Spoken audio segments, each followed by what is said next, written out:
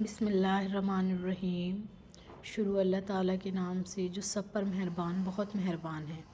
ہم نے پہلے پڑھا تھا یہاں تک کہ اس دن نہ تو کسی کی کوئی دوستی کام یعنی کہ اس دن سے ڈرو جس دن کوئی شخص کسی بھی کے کچھ بھی کام نہیں آئے گا، نہ کسی کی کوئی سفارش قبول کی جائے گی، نہ کسی قسم کا فدیہ لیا جائے گا، اور نہ ہی کسی کی مدد پہنچے گی۔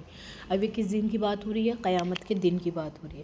اللہ تعالیٰ ڈرا رہے ہیں کہ ابھی تو تمہیں لگتا ہے کہ تم سب ایک ہو، تمہیں ابھی کسی چیز کا ڈر نہیں لگتا، لیکن ایک وقت ایسا آئے گا جس دن تمہیں ایک دوسرے سے نفسا نفسی ہوگی، سب کو صرف اپنی جان کی فکر ہوگی۔ ہر کوئی کہے گا نفسی نفسی، اللہ تعالیٰ میری میری میری جان بچا۔ وہی اللہ تعالیٰ یاد دلا رہے ہیں کہ کوئی دوستی کام نہیں آئے گی، کوئی سفارش کام نہیں آئے گی، کوئی مدد کام نہیں آئے گی۔ اب اس سے نیکسٹ ہم چلتے ہیں۔ اب یہ کس سے بات کر رہا ہے اللہ تعالیٰ؟ یہ بنی اسرائیل سے بات کر رہا ہے، اہل کتاب سے، جن کو ہم سے پہلے کتابیں دی گئی ہیں۔ اس میں کرسچنس بھی آ جاتے ہیں، جوز بھی آ جاتے ہیں، سب جو عیسیٰ علیہ السلام کو مانتے ہیں، جو موسیٰ علیہ السلام کو مانتے ہیں، سب کی باتیں ہو رہی ہیں، اسپیشلی اہل کتاب کی۔ یہودی کی اسپیشلی ہو رہی ہے، لیکن عیسیٰ علیہ السلام والے بھی اہل کتاب والے ہی ہیں۔ اور اذ جب نجیناکم ہم نے نجات دی، یہ اسپیشلی کس سے بات کر رہا ہے اللہ تعالیٰ؟ یہودیوں سے بات کر رہا ہے، یاد رکھیے گا۔ من سے آل فرعون، آل فرعون سے، یعنی کہ وہ وقت یاد کرو جب ہم نے تمہیں نجات دی آل فرعون سے۔ یسومونکم، وہ کیا دیتا تھا تمہیں؟ گناہ بہت زیادہ برا بیہیو کرتا تھا، اور تمہیں جو ہے سزائے دیتا تھا، سوء العذاب، اور بڑا سزائے تمہیں دیتا تھا، بڑے عذاب تمہیں دیتا تھا۔ یذبحون، اور وہ ذبح کرتا تھا، ابناءکم،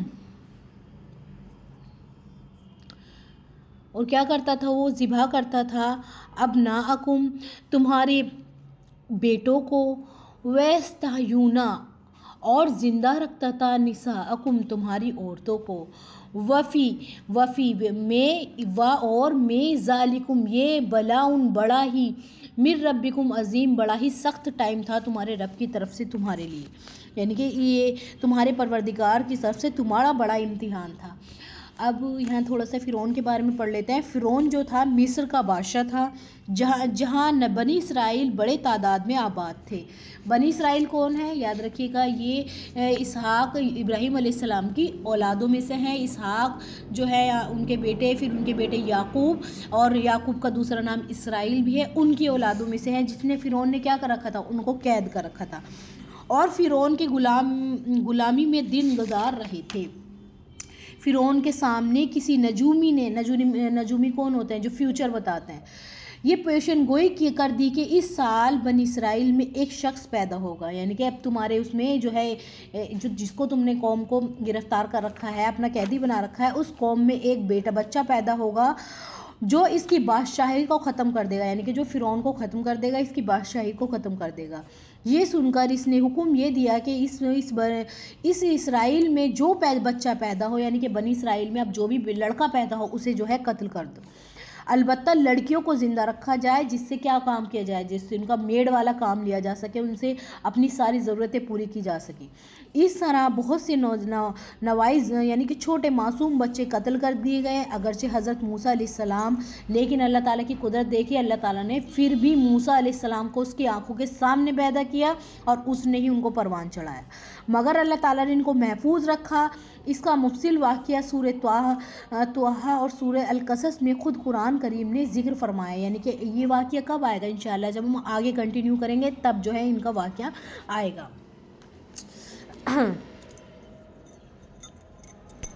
اب دیکھیے اللہ تعالیٰ اس میں ہمیں پتہ چل رہا ہے کہ فرعون جو ہے بہت طاقتور بادشاہ تھا، اپنے آپ کو خدا کہلواتا تھا۔ کیا کہتا تھا؟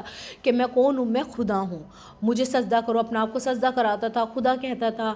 ساری وہی جو آج کے ٹائم میں بھی ہوتا ہے، ہر انسان جس کے پاس پاور آ جاتی ہے وہ اپنا آپ کو کیا سمجھنے لگتا ہے؟ خدا سمجھنے لگتا ہے، لیکن وہ اپنا آپ کو خدا سمجھتا تھا، اور اس نے جو ہے بنی اسرائیل کو قید کر رکھا تھا، ان پر بہت زیادہ ظلم کیا کرتا تھا۔ سو کس کو کہتے ہیں؟ ایسا گناہ، ایسا گناہ جس کو دیکھنے کو بھی جی نہ کرے، ایسی چیز اس لاش کو بھی کہتے ہیں جس کو چھونے کا بھی دل نہ کرے، بدبودار، گناہ، اور بہت زیادہ ان کو عذاب دیا کرتا تھا۔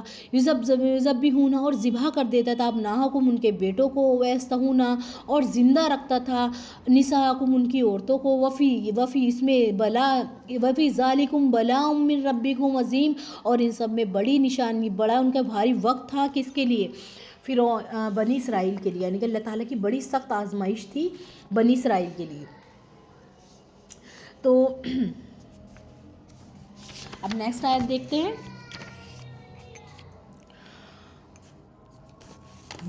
اور جب فرقنا کس کو کہتے ہیں؟ پھاڑنے کو، بکم تمہارے لیے، البحرا بہار کس کو کہتے ہیں؟ سمندر کو، فَأَنْجَيْنَاكُمْ اور ہم نے نجات دی تم سب کو، وَأَغْرَقْنَا اور غرق کیا ہم نے آل فرعون کو، اور فرعون کون تھا؟ میں نے بتایا نا، بادشاہ تھا، وَأَنْتُمْ تَنْظُرُونَ اور تم سب دیکھ رہے تھے۔ اب یہاں اللہ تعالیٰ اسپیشلی اللہ تعالیٰ اپنی رحمتوں کا ذکر کر رہا ہے، یہ بتا رہا ہے کہ میں نے تم پر کیا کیا احسان کیے۔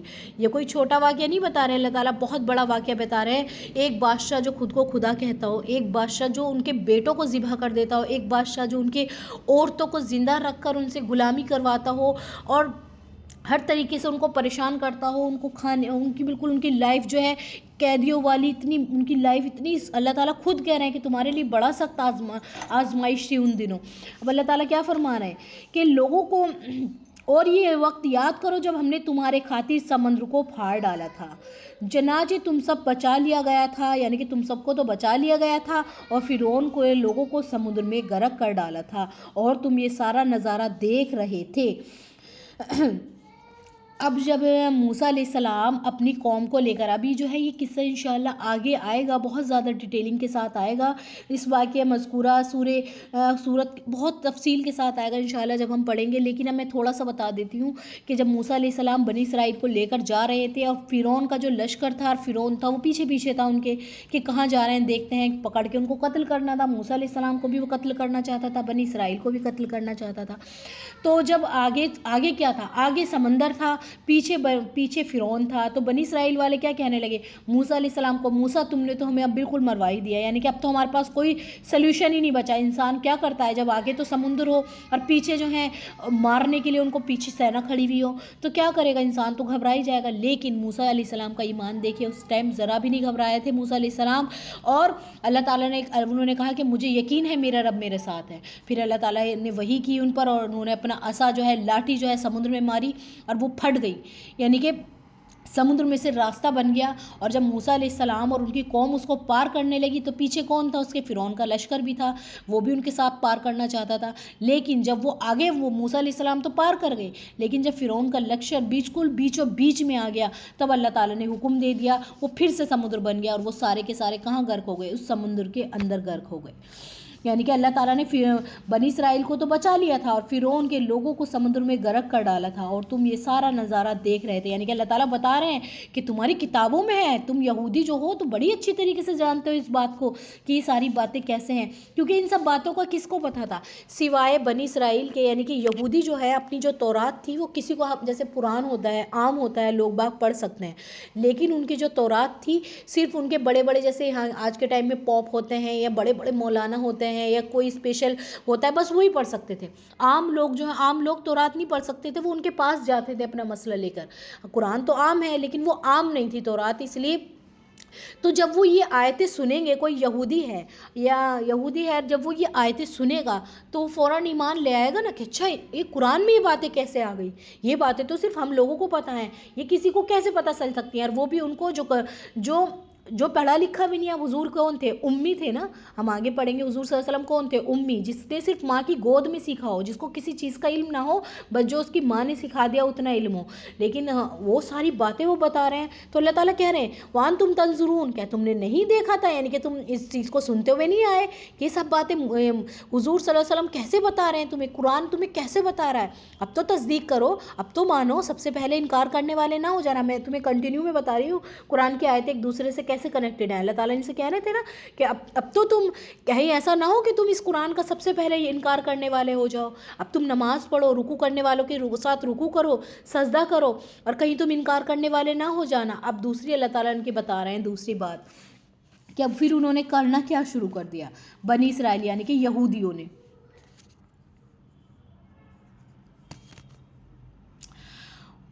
اور جب وعدنا ہم نے لیا وعدہ موسیٰ علیہ السلام سے، موسیٰ سے 40 لیلتاً 40 راتوں کا، ثم پھر اتخذتم بنا لیا تم نے اجلا کس کو کہتے ہیں؟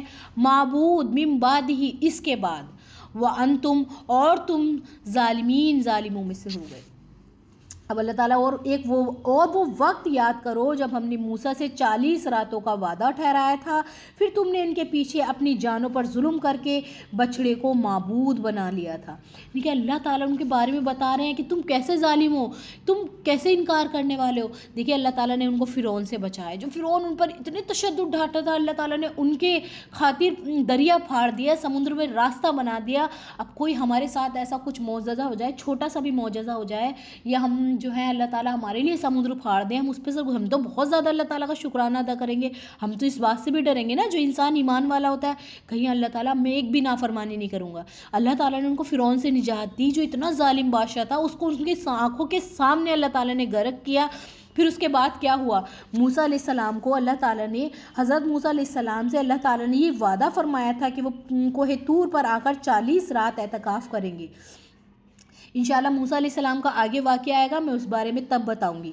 انہوں نے تورات عطا کی جائے گی، یعنی کہ اب ان کو کیا دیا جائے گا؟ وہاں تورات ان کو دی جائے گی۔ 40 راتوں کے لیے اللہ تعالیٰ نے کیوں بلایا تھا؟ کیونکہ ان کو کیا دینے تھے؟ لوز دینے تھے، کتاب دینی تھی کہ اب تمہیں اللہ تعالیٰ نے نجات دے دی، اب تمہیں جیسا ہمارے پاس قرآن ہے، ان کے پاس تورات آئی تھی کہ اب تم اس کے اکارڈنگ اپنی لائف گزارنا دی گئی۔ چنانچہ حضرت موسیٰ علیہ السلام کو کوہ طور پر تشریف لے گئے، ان کے غیر موجودگی میں فائدہ اٹھاتے ہوئے سامری جادوگر نے، اس میں سے کیا نام تھا؟ ان میں سے جو بنی اسرائیل میں سے ایک آدمی تھا جس کا نام سامری تھا، وہ جادوگر تھا، ایک گائے کا بچڑا اپنایا اور بنی اسرائیل کو اسے اپنا معبود قرار دینے اور اس کی عبادت کرنے پر آمد کر لیا۔ یعنی کہ اس نے کیا کیا؟ ایک گائے کا بچڑا بنایا، لوگوں کے جولریز وغیرہ لے کر اس کو پگھلا کر، اس میں سے ایک طریقے سے آواز آ رہی تھی، وہ جب موسیٰ علیہ السلام جا رہے تھے، بہت سے بائبل میں بھی ملتی ہے چیز، قرآن میں بھی ملتی ہے کہ جب موسیٰ علیہ السلام جا رہے تھے، کوہ طور پر جا رہے تھے، اس کو کچھ فرشتوں کے، جبرائیل علیہ السلام کے کچھ نشان دکھے قدموں کے، اس نے وہاں سے مٹی لے لی، سب کا سونا پگھلا لیا اور اس کے اندر اس کو بھر کر اس میں سے کچھ آواز سی نکل رہی تھی اور اس کو بچڑے کی شکل دے دی۔ اب پھر اس نے کہا، اب بچڑا بنایا اور اب بنی اسرائیل کو اسے اپنے معبود قرار دینے اور اس کی عبادت کرنے پر آمد کر لیا۔ یعنی کہ اب تمہارا معبود، موسیٰ علیہ السلام تو اب چلے گئے ہیں، اب تم کیا کرو؟ بچڑے کو اپنا معبود بنا لو، نعوذ باللہ۔ اور اس طرح وہ شرک میں مبتلا ہو گئے۔ حضرت موسیٰ علیہ السلام کو اطلاع ہوئی تو وہ گھبرا کر واپس تشریف لائے اور بنی اسرائیل کو تلقین فرمائی۔ یہ ہم آگے نیکسٹ آیت میں دیکھیں گے۔ اور اب یہاں سے ہم نے یہاں تک پڑھے تھے وَإِذْ وَعَدْنَا، اور ہم نے کیا لیا تھا؟ موسیٰ سے 40 راتوں کا وعدہ لیا تھا، اور تم نے اس کے پیچھے کیا کیا؟ اللہ تعالیٰ کا شرک کر دیا۔ اتنی بڑی بات تم نے کر دی، اللہ تعالیٰ کے ساتھ شرک ٹھہرا دیا۔ اللہ تعالیٰ تمہاری اتنی مدد کر رہے ہیں، تمہارے لیے راستے نکالے، اور اس کے بعد تم نے کیا کیا؟ اللہ تعالیٰ کے ساتھ شرک کرا۔ اور شرک کر کے کیا ہوتا ہے؟ اللہ تعالیٰ کا کوئی کچھ بگاڑ سکتا ہے؟ پوری دنیا نافرمان ہو جائے، جب بھی اللہ تعالیٰ کی خدائی میں کوئی کمی نہیں آ سکتی۔ اب پوری دنیا اللہ تعالیٰ کی فرما بردار ہو جائے، تب بھی اللہ تعالیٰ کی خدائی میں کوئی کمی نہیں آ سکتی۔ اللہ تعالیٰ تو بے نیاز ہے، ان کی شان میں کوئی کمی نہیں آ سکتی۔ وَأَنْتُمْ ظَالِمُونَ، اور تم سب کیا ہو گئے؟ ظالم ہو گئے۔ ظلم کیا ہوتا ہے؟ اپنی جانوں پر ظلم کر دیا، یعنی کہ تم نے اللہ تعالیٰ کو ہٹا کر اس کی جگہ بچڑے کو اللہ تعالیٰ کی جگہ لا کر بٹھا دیا کہ اس سے مانگو، جبکہ وہ تو کچھ بھی نہیں کر سکتا۔ یہ اللہ تعالیٰ فرما رہے ہیں اب تم نے کیا کیا؟ اپنی جانوں پر ظلم کیا۔ اب نیکسٹ آیت دیکھتے ہیں۔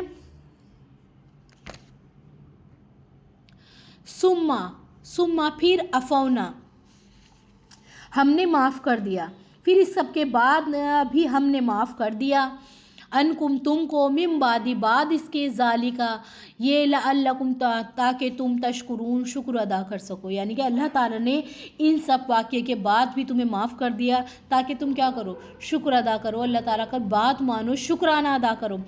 اور ہم آگے پڑھیں گے کہ ان کی جو ہے، انہوں نے جو بچڑے کو معبود بنایا تھا، اس میں ان کو کیا کرنا پڑا تھا۔ چلیے تو اللہ تعالیٰ نے جب انہوں نے اتنی غلطی کرنے کے بعد بھی اللہ تعالیٰ نے ان کو اگنور مارا، نہ درگزر فرمایا ان کو اور معاف کیا تاکہ وہ کیا کریں، شکر ادا کریں. جزاک اللہ خیر کثیرا.